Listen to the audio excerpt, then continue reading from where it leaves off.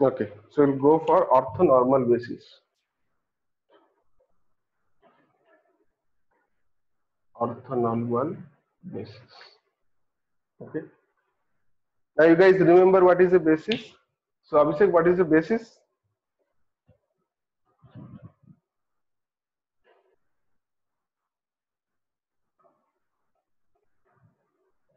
Abhishek? A basis is a coordinate system. Not a very satisfactory answer. Tanmay, what is a basis?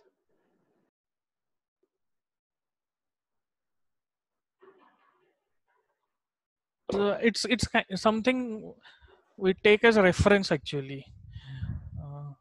Basis is, suppose we have n dimensions. The minimum number of independent vectors required Right. to describe any vector. Right. The minimum number of independent vectors in a coordinate system to describe any vector. Okay. So that is called the basis. Okay. So in our last example, when we were reading out column space and vector row space, we were talking about basis, right? So we saw our past example, we saw our column space of A was alpha into 1 0 0 0 1 plus beta into 0 1 1 0 minus 0.4 and gamma into 0 0 0 1 0.4. So this was our column space, and we were 100% sure that these three are independent of each other, and because they belonged to the pivot variables, and they were independent of each other, and they can so since they're independent of each other, so you can explicitly express any vector in the column space using these three vectors. So these three become a basis of our column space. Okay, basis of the column space, not basis of A. Okay, we have to understand that every space will have a basis. Row space will have its own basis. Column space will have its own basis. Okay, so now, but these three vectors, if you try to prove, suppose this one is V1, this is V2, and this is V3. How do I prove that V1, V2, and V3 are perpendicular to each other or not?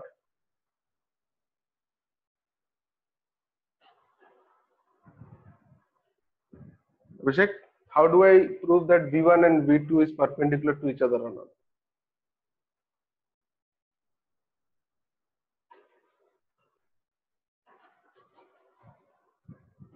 I have two vectors. How do I prove that it is perpendicular or not? Tanmay? So dot product we can take. Yeah, V1 dot V2 should be equal to I. Right? So if the dot product of two vectors is the identity matrix, then it is a they both are perpendicular to each other. But if you take this, you will see that they are not. So that means what? These are bases, true. These are independent, true, but they are not perpendicular to each other. Now, why do we worry about that? Why do we worry about them being perpendicular? Because perpendicular vectors have a special quality. A vector which is perpendicular, orthogonal matrix, sorry, not perpendicular vector. So a matrix composed of this basis, if I make a matrix 1 0 0 0 1 0 1 1 0 minus 0.4 and 0 0 0 1.4. If I create a matrix A like this and I perform some operations, then since they are not orthogonal, this is not an orthogonal matrix, since the columns are not perpendicular to each other. So every calculation will become very difficult. Okay, but orthogonal matrices have a special quality, that is A inverse is equal to A transpose. Okay, so every orthogonal matrix has this special quality. Its inverse is equal to its transpose. So if I am solving something like Ax equals to B, then I'm trying to find x is equal to A inverse B, then this inverse will become a big headache if I take this. But if I, instead of this, if I choose another basis where the special thing is that all the vectors are perpendicular to each other, then I can just write A transpose B, and finding the transpose is a cakewalk. So, and that's why I get the answer very fast. So this is why it is very important that we choose a basis with orthogonal vectors. Okay, then our solution becomes very easy to calculate. Now, how do I transform one basis to another orthonormal basis? So, what is the meaning of orthonormal? Ortho means all the bases are perpendicular to each other, and normal means their magnitude is equal to 1.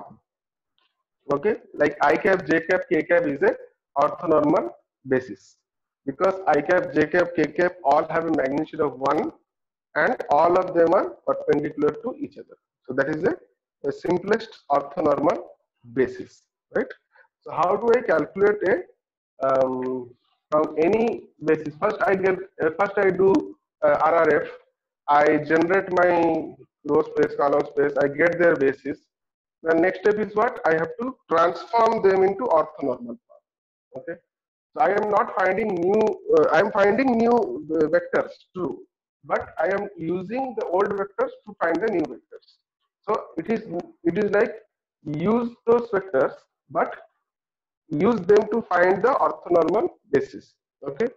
So the steps is same. You find the RRF form, get the most reduced form of the matrix, find the independent columns, independent rows, get the basis, then use that basis to find the orthonormal basis. Okay, so that is the process. And this process of orthogonalization is called Gram-Schmidt. Gram-Schmidt.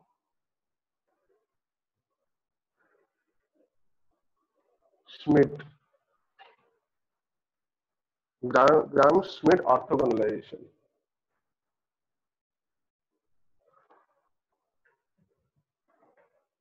Okay, Gram-Schmidt orthogonalization. So this process of taking a basis which is not orthogonal, converting that into orthogonal is called Gram-Schmidt orthogonalization. This is what we will learn today. Okay, so how that process happens. Suppose you have a basis where you have U1. Suppose you have a basis.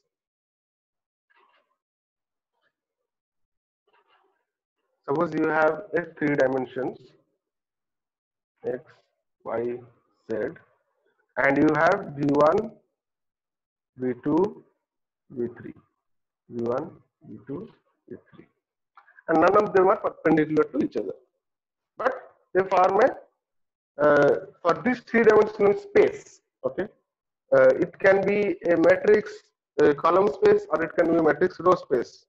I'm just talking about a space, right? So for this space, these 3 have the quality to be supported as a basis because they're independent of each other and they can define any matrix in this space. But to make it orthogonal, I want to find U1 cap, U2 cap, and U3 cap. Why cap? Because my orthonormal bases are of unit size 1. So better represent them as cap. And U1 is perpendicular to U2, U2 is perpendicular to U3, U3 is perpendicular to U1. Okay. So this is from here I want to find this one. Okay. So this is my process. So this is my goal. So how is the process? The process is pretty simple actually. So let's consider that U1 vector is equal to V1 vector. Any one. We choose randomly. U1 is equal to V1. So U1 cap is equal to V1 vector by V1 vector's magnitude, right? So U1 cap will be simply V1 vector by its magnitude. So U1 cap, we got the U1 cap. And any vector can be decomposed into 2 perpendicular components. Yeah, it's 3 dimensions, 3 components. Okay, so now we have found the U1 cap. Now from here we have to find u2 cap and u3 cap. How do I find it? Okay. So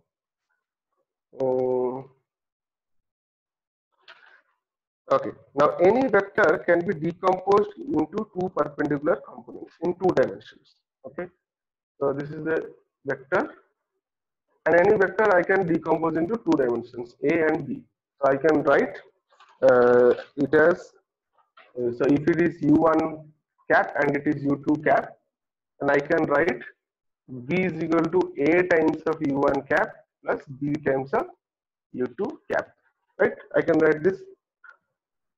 So if I have two perpendicular components, then I can decompose the vector, any vector, into two parts, and I can write it this way: a times of u1 unit vector, b times of u2 unit vector is equals to v. Okay. So now this is a, you remember this. Okay. Since u1 cap is v1 cap, so a is the projection of v2 on v1. Let's see what it is. Okay. So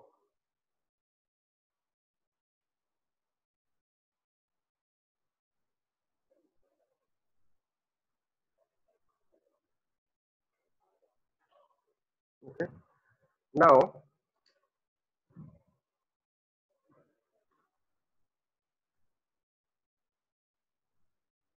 v1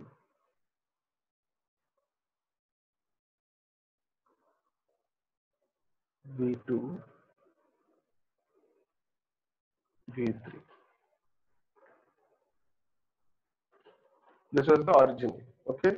What did we do? We did this is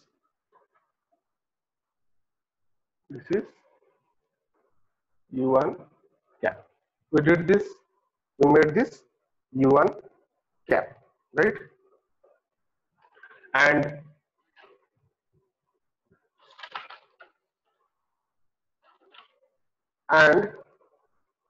wait 1 minute.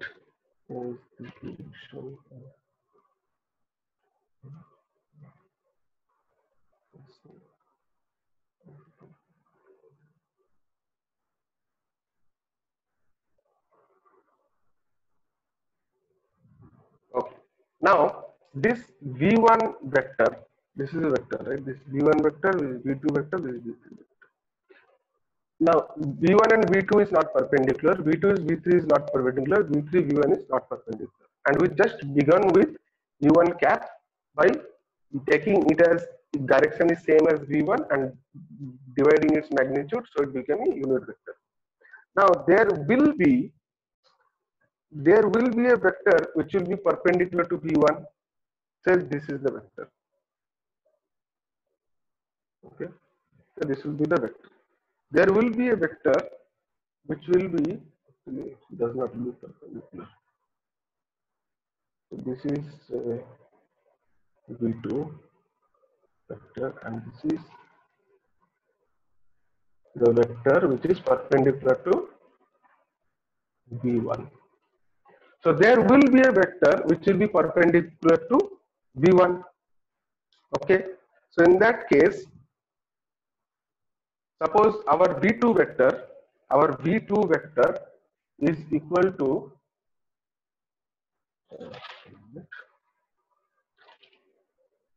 a into u1 cap plus b into u2 cap. As I said, any vector can be decomposed into two parts by their by two perpendicular unit vectors. So u1 cap, u2 cap are the two perpendicular unit vectors. So a times of u1 cap plus b times of u2 cap is gives the v2 cap. Now see, let us take this v2 vector. Let us take this v2 vector as a projection between v1 and the vector which is perpendicular to v1, and let us call this as the u2 vector, right? So what we did, we selected u1 in the same direction as v1, divided it by its magnitude and called u1 cap. Now we have to find u2, and u2 must be perpendicular to v1. u2 must be perpendicular to v1. If u2 is perpendicular to v1, then and if v2 has a and b components, then v2 will have a projection of a on v1 and will have a projection of b on v2. Abhishek, understood this? Yes, it is the same like the problem which you explained in the project, right? Right.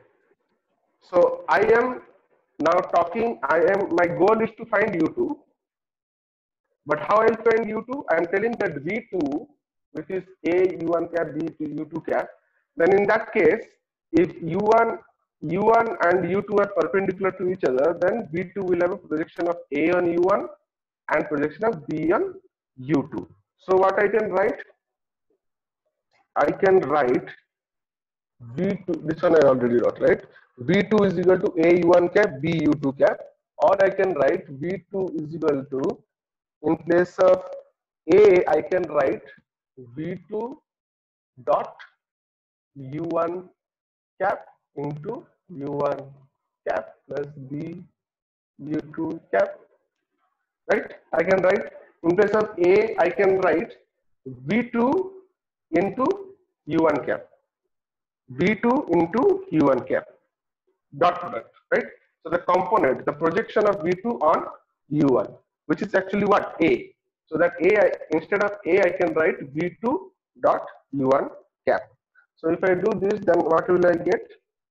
B u2 cap is equal to v2 vector minus v2 vector by dot u1 cap into u1 cap. Okay. So, or this is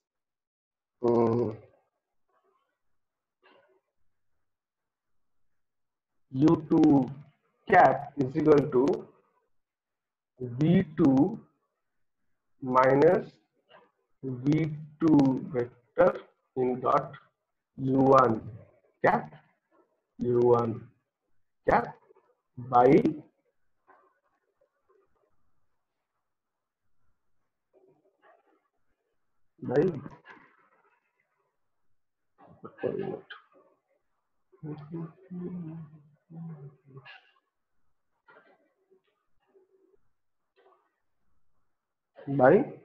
b. Okay. So now I could find u2 cap in terms of v2, which is known to me, u1, which is known to me, and b, which is known to me, right? So I got u1 cap and I got u2 cap. So this is the u2 cap. Okay.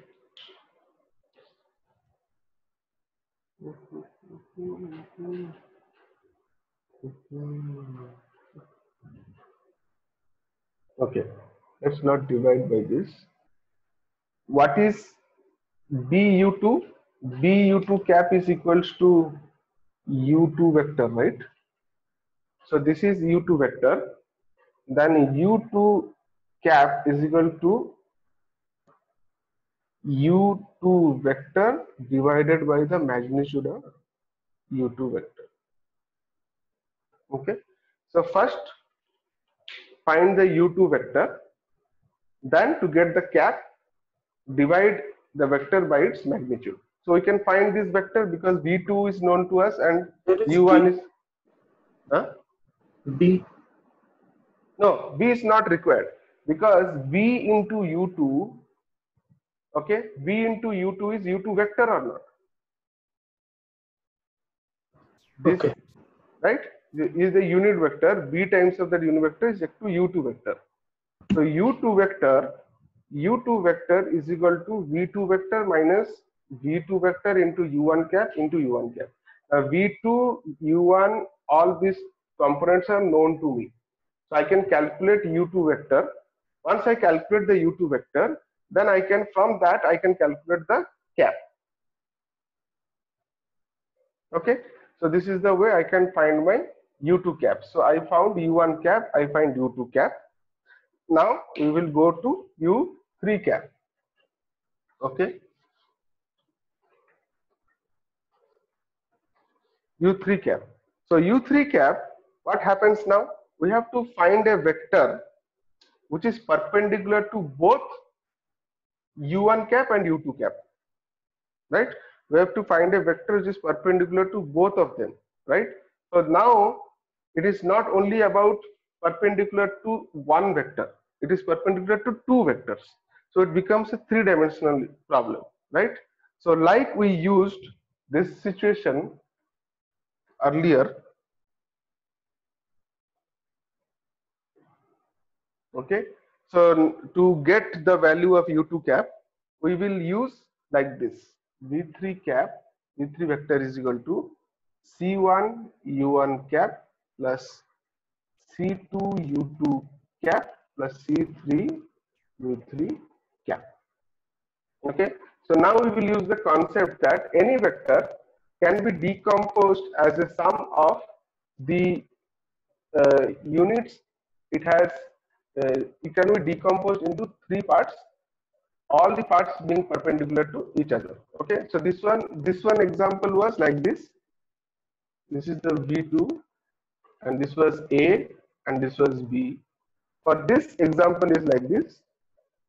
This is the vector V3. This is C1, this is C2 and this is C3, right? So in the first chance we took a two-dimensional division because I only want to find a vector which is perpendicular to V1 or U1 cap, right? I want to only find a vector which is perpendicular to U1 cap. So I don't need to bother about three dimensions. So I can use this. Next, whatever vector I choose, suppose this is the vector, this pen. Next, whatever vector I choose, that not only has to be perpendicular with U1 cap, it also has to be perpendicular with U2 cap. So this is no more a two-dimensional problem. Now we have come to three dimensions. So V3 vector can be chosen as C1, U1, C2, U2, C3, U3. And this is the geometrical intuition for it. Okay. So now from here, how do we find U3 cap? From here, how do we find U3 cap? Okay.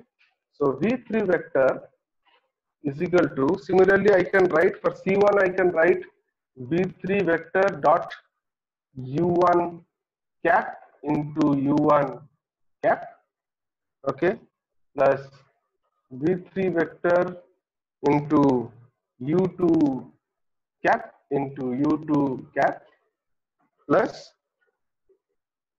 C3 U3. Okay, now C3 U3 I can write as U3 vector, right?